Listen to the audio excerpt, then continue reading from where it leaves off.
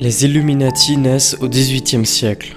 Adam S. Haupt, un respectable professeur de droit allemand de la région bavaroise, commence à répandre des idées selon lesquelles il faudrait changer les gouvernances de toute l'Europe, persuadé de l'inaptitude crasse des élites de l'époque et de la religion.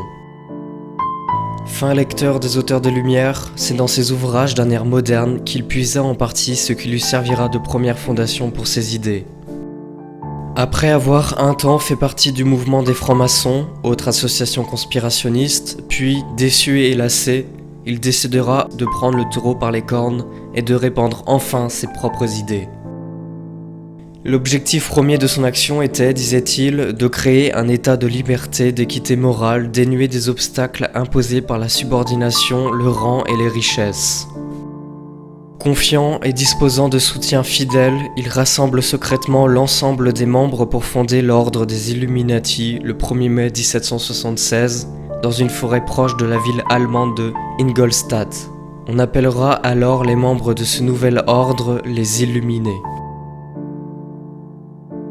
Les Illuminati étaient en réalité très bien organisés. Classés selon 3 niveaux, les membres du nouvel ordre étaient chargés de diffuser partout la connaissance véritable et de donner les clés de la refondation de la société. Rapidement, les Illuminati vont gagner en influence, passant de quelques dizaines de membres à sa création à 3000 membres 8 ans plus tard.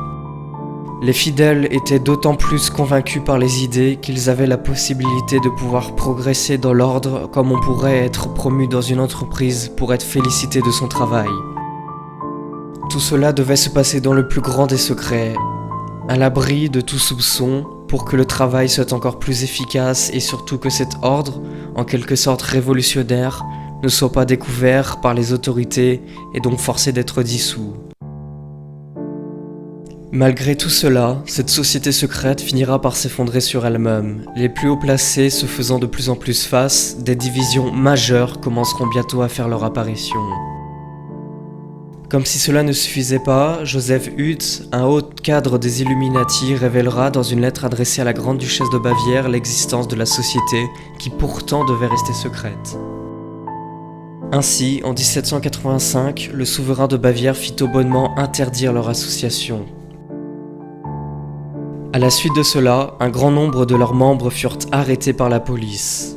En août 1785, le duc électeur publiera dans un édit la condamnation à mort des membres des Illuminati.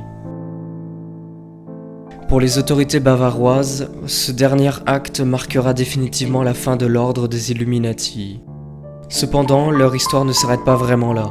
Cette société secrète ayant marqué les esprits, l'ordre continuera à alimenter de nombreuses théories du complot, comme la Révolution française, qui, comme le voulaient les Illuminati, marquera un renversement quasi total de la société française alors connue.